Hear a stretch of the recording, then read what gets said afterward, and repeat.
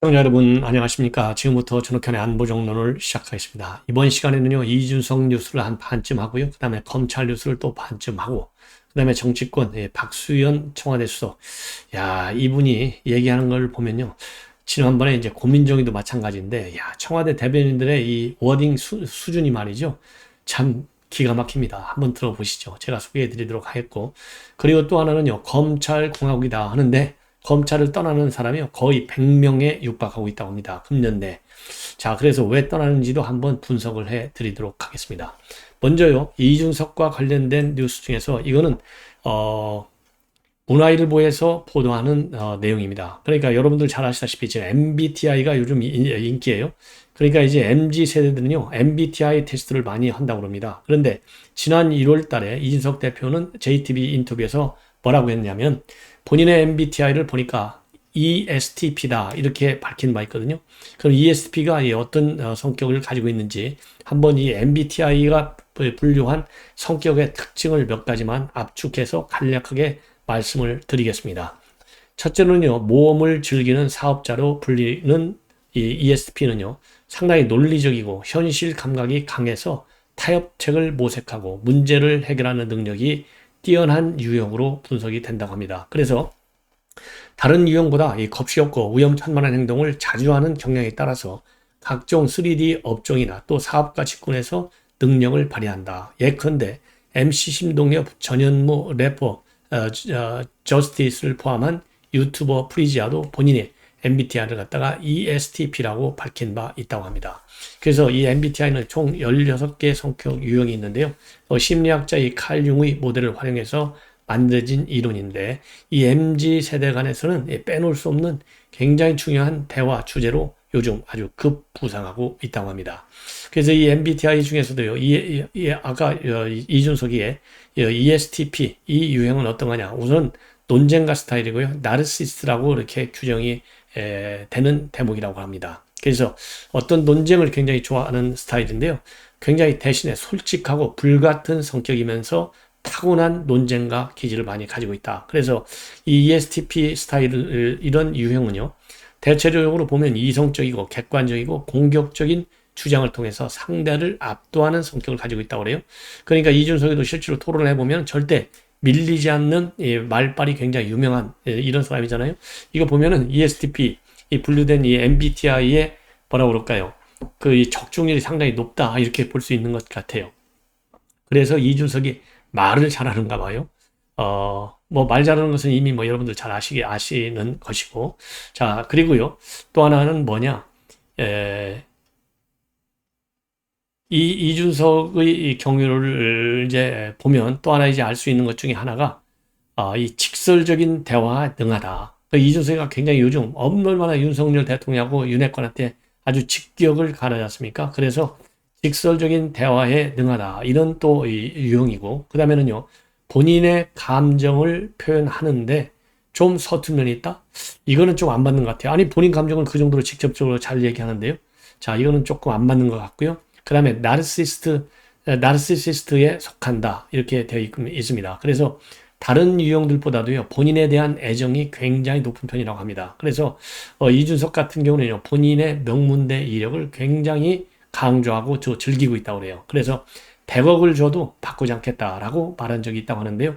예전에 가르치는 학생들이 말을 좀 잘 안 들어서 학부모들한테 전화를 해가지고 정말 힘들다 이렇게 얘기하면서 본인이 하버드대 출신이다 이렇게 밝히니까 오히려 학부모들이요, 자녀를 혼내주는 걸 본 경험이 있다고 할 정도로 본인에 대한 이 자긍심, 이게 굉장히 강하다는 얘기죠.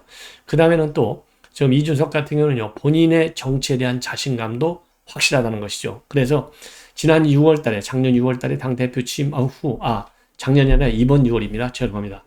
당대표 취임 1주년 기자간담회에서 뭐라고 했느냐? 제가 흑화가 되지 않도록 만들어 달라. 그러면서요, 저같이 여론 선동 잘하는 사람이 흑화해가지고 그러고 다니면 어떻게 되는지 기대해도 된다. 이런 얘기를 했다는 겁니다. 그리고요, ESTP의 경우에는 우스갯소리로 도덕성이 낮은 유형으로 일컬어진다고 그래요. 그래서 지난 4월 달에 DC 인사이드의 ESTP 갤러리 한 유저는 뭐라고 했냐면 ESTP들의 특징은 도덕성이 없다. 이게 도덕성이 없잖아요. 성상납 받고서도 안 받았다고 그러고 말이죠. 그래서 예를 들어서 친구가 차 사고가 났다. 그러면 불쌍하기는 한데 웃긴다. 이런 내용의 글을 올렸다고 그래요. DC 인사이드에. 그래서 댓글에는요, 뭐라고 올라왔느냐? 연락 왔다는 것 자체로도 이미 건강은 괜찮은 것 아니냐? 그래서 차 사고 난 거가 웃긴다, 골 때린다. 이런 얘기가 올라왔고, 이것이 다 결국은 또 공감된다. 누가 봐도 웃을 상황이 아닌데 웃음을 참느라 죽을 뻔했다. 이런 글들이 잇따라서 많이 올라왔다고 그래요. 이런 거 보더라도 이 도덕성이 굉장히 약하다, 없다. 이러한 이 성격 유형의 평가. 상당히 이 부분은요, 맞는 것 같고, 제가 보기에 좀 안 맞는 부분은요, 본인 감정을 표현하는데 서툴다. 이 부분은요, 이준석 하나만 놓고 볼 때는 좀 아닌 것 같다. 이렇게 판단이 됩니다. 자, 이 이준석에 대해서요, 이 전역 전 의원, 요즘 뭐 아주 수시로 이준석, 그 다음에 문재인, 뭐, 이렇게 뭐, 사정없이 비판하는 글을 많이 올리는데요. 항상 의미가 많아요. 전역 의원이 올린 이준석에 대한 비판문, 이 한마디로요, 이 아류, 그래, 이 아류인데, 일종의 아류인데, 어느 정도의 꼼수를 가지고 있느냐. 이거를요, 3종 개꼼수라고 그래요. 이준석 덕제의 특징, 3종 개꼼수, 이간질, 그 다음에는 고자질, 그 다음에 선동질입니다. 이 세 가지의 꼼수 정치인 비판하고 있습니다. 이 내용, 앞뒤 내용을 한번 여러분께, 이거 뭐 한 1, 2분 그대로 여러분께 읽어드리겠습니다. 자, 이준석이 미쳐 돌아갑니다. 윤핵관을 몰아나게 당원 가입해달라네요. 더럽게 정치합니다. 하긴 더럽게 정치를 배웠으니까요. 박근혜 퀴즈로 등장했을 때부터 그 조짐이 보였죠. 소년급제라고 축혀주는 김철근 아류들 아부에 취해버렸죠. 질펀한 술자리, 오만 방자한 언행, 동석했던 한 언론인이 이준석 씨 이러면 안 돼요 했답니다. 그러자 당신이 뭔데 감히 우리 최고위원님께 이렇게 이준석 씨라고 하냐? 라고 했다는 거예요. 그래서 아류가 난리를 쳤답니다. 이 아류가 누구예요? 아까 말씀드린 이 김철근, 이 사람이 이제 아류인 거죠. 여기서 이준석은 싸늘한 눈으로 그 언론인을 쏘아보더랍니다. 내가 감히 짐에게, 내가, 그런 게 아니라 언론인이 나한테 감히, 내가 짐인데 이런 느낌이 나는 거죠. 그래서 자리를 박차하고 나왔는데 그 언론인이 새누리당의 두고두고 황혼이 될 애물단지를 드렸구만 라고 했답니다. 뭐 이런 말은 장해찬 씨 못지않게 저도 징글징글한 게 들었어요. 키키 조롱을 하고 이런 이모티콘 키키. 또 이 박근혜 정권 시절 얘기인데 청와대 행정관 아무개 씨하고 술 마신 뒷담화를 꼬고 부풀려가지고 김무성 대표에게 또 이 꼰지르질 않나. 그러면서요, 이간질, 지금 여기에서 이제 쭉 나온 게 이간질, 고자질, 선동질, 이 3종 개꼼수, 이게 이준석 정치라는 겁니다. 그래서 더럽게 배워갖고 더럽게 써먹었죠. 정치가 아니라 정치질이었습니다. 다른 말하는 진짜 청년, 장해찬을 내부 총질이 아니라 등 뒤에서 칼 꼽는 것, 학폭 가해자 수준입니다. 용태랑 하람이랑 천하람, 김용태, 그 다음에 신인규, 데리고 장해찬 합동 공격한 들, 무슨 소용이 있느냐? 반듯하고 깔끔한 진짜 청년 장해찬이 이긴다. 왜냐고요? 용태와 인규, 하람이 뒤에는 제정신이 아닌 이준석이 있고 장해찬 뒤에는 정신 반짝 차린 우리들이 있으니까 이거 게임이 안 되게 우리가 이긴다는 겁니다. 이준석 이제 며칠 안 남았는데 미쳐 돌아가네요. 며칠 왜 안 남았냐? 이번 주에는 이제 판결이 나오니까 이거 기각될 것인가 며칠 안 남았다. 이런 얘기가 되겠습니다. 자, 이건 뭐 더 이상 제가 설명하지 않더라도 여러분들께서도 충분히 이해하시리라 믿습니다. 자, 이번에는 말이죠. 이번에는 장해찬, 지금 이 전효 의원의 글에서도 나왔잖아요. 장해찬 청년재단 이사장인데요. CBS 라디오의 박재홍의 한판 승부에 출연해가지고 이 한마디를 했어요. 앞으로 이준석이는 내가 계속해서 책임지겠다. 그리고 우리 당에서, 즉 국민의힘 안에서 윤석열 정부에 대해서 애정을 가진 2030 스피커는 저밖에 없더라. 왜냐면요, 지금 이 스피커를 누가 다 장악하고 있어요. 이핵관들의, 자, 김용태, 천하람, 그 다음에 신인규, 이런 사람들이 싹 다 장악하고 있잖아요. 박민영이도 스피커 역할을 하다가 이제 등을 돌렸죠. 그래서 이제 대통령실로 갔고.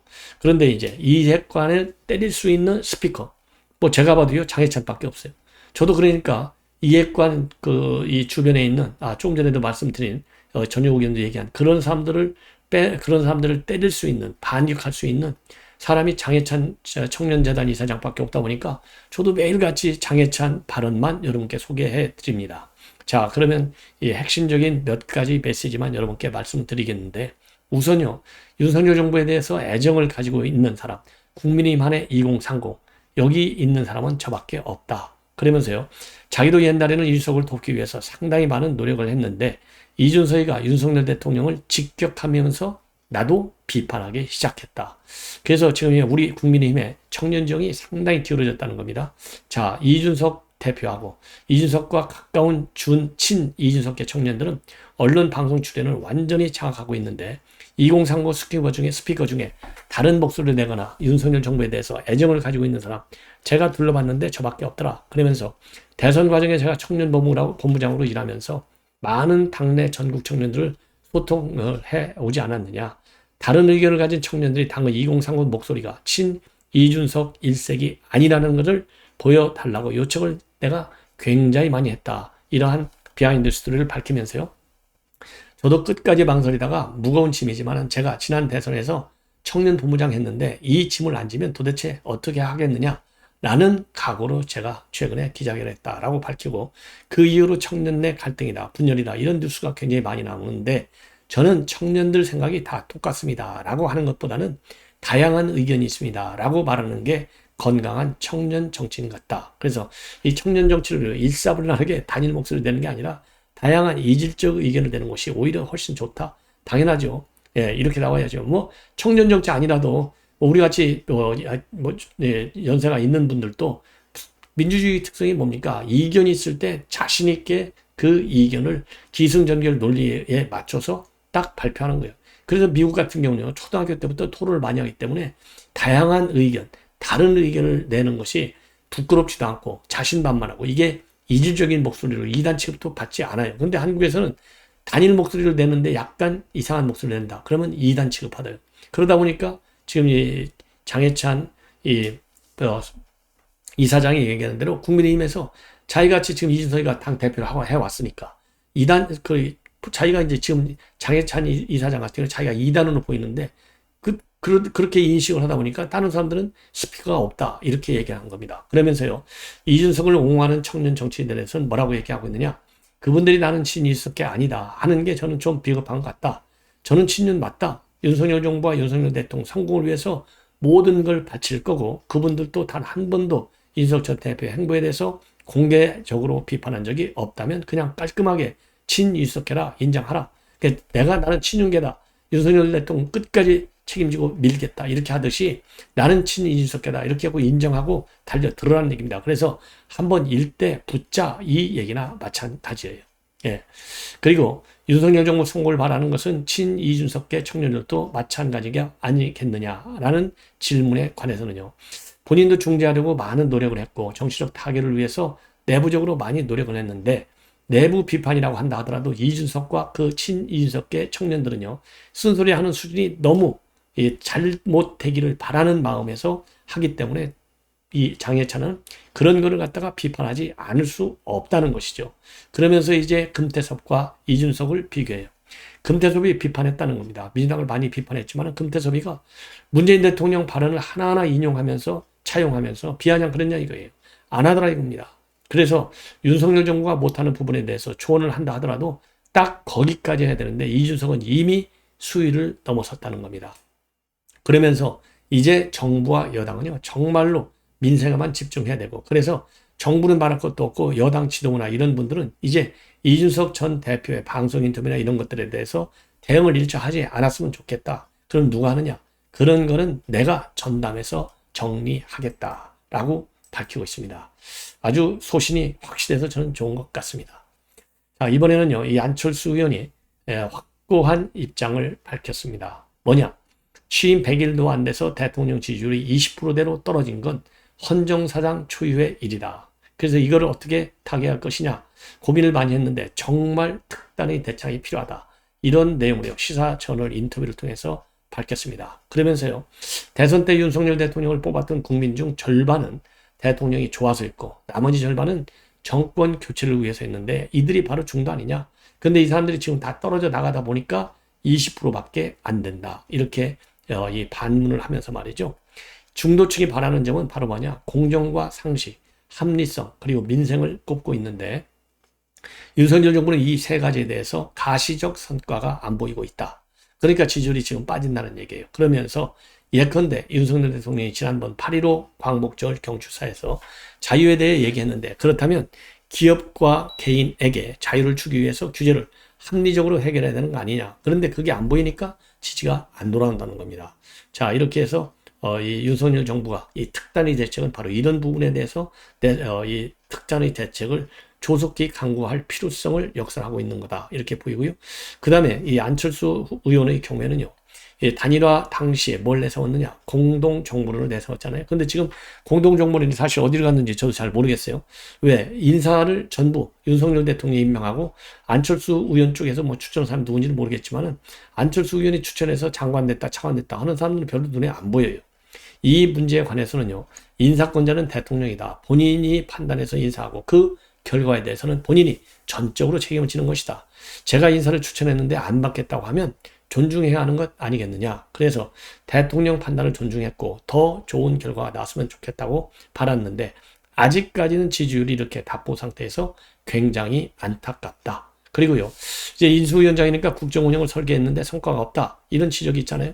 거기에 대해서는 뭐라고 해명을 하고 있느냐. 저는 그림만 그렸다. 실행은 누가 했느냐.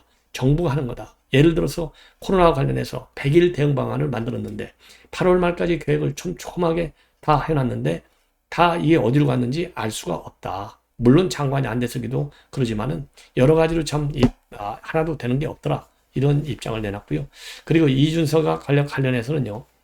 지금 이제 그리고 전대 출마 계획과 관련해서는 이준석 이 비대위 임기하고 이준석 대표의 효력정지 가처분 신청 이런 거를 파악하면서 여러 문제가 다 정리되면 그때 입장을 밝히겠다. 이렇게 얘기를 하고 있어요. 그러면서 국민의힘을 진정한 중도 보수 정당으로 만들 사람은 저밖에 없고 국민의힘을 진정한 중도 보수 정당으로 거듭나게 하는 것이 본인의 소망이다. 라고 거듭거듭 강조를 했습니다. 그리고 이제 혁신의 해체를 주장했었죠. 그러니까 그거와 관련해서는요. 제일 우려하는 것은 비대위가 이렇게 하겠다고 얘기했는데 혁신위가 반대하는 상황인데 이렇게 해서 내분이 일어나면 비대위가 망가지는 거 아니냐. 그래서 오히려 극 비상 상황이 올 수가 있다. 이걸 우려하고 미리 사전에 예상되기 때문에 리스크를 최소화하기 위해서 제안을 한 것이지 제가 무슨 분란을 일으킬 이유가 뭐가 있느냐. 누굴 자르고 하는 것에는 관심이 없다. 그리고요. 이준석과의 관계에 관해서는요. 견원지간이 아니다. 개와 원숭이는 싸우지만 저는 싸우지 않습니다. 저는 솔직히 이준석이가 무슨 말을 하는지 관심이 없습니다. 이거 옳은 입장인 것 같아요. 자, 안철수 의원 당연히 저희 당 대표 출마하는 것이죠. 왜냐하면 인수위원장 하면 통상적으로 이제 총리를 가게 돼 있는데 총리를 안 갔지 않습니까? 그런데 우연찮게 이준석의 상락과 관련된 윤리 징계가 이루어지고 비대위가 생각과 다르게 빠르게 오다 보니까 당 대표 도전도 빨라지고 있는데요. 지금 여론조사를 보면 안철수 의원이 상당히 많이 압도적으로 나오죠. 근데 이게 유승민과 이준석이가 1, 2등이 많이 나와요. 이거는 보나마나 역선택 아니겠습니까? 그래서 이런 역선택 방지 조항을 이번에 당 대표 선거 때는 반드시 만들어야 될 것 아니겠느냐. 그래서 지금 보면요. 평가를 보면 이준석이가 된 것도 바로 역선택 때문에 된 거 아니겠느냐. 이러한 평가들이 많이 나오고 있어요. 이 점을 말이죠. 당 대표 선거 룰을 정할 때 다시 한번 재검토해야 할 필요가 있지 않나. 이렇게 생각이 듭니다. 시청자 여러분, 이것으로 본 방송은 마치고 저녁 식사 후에 다시 여러분들을 찾아뵙도록 하겠습니다. 대단히 고맙습니다.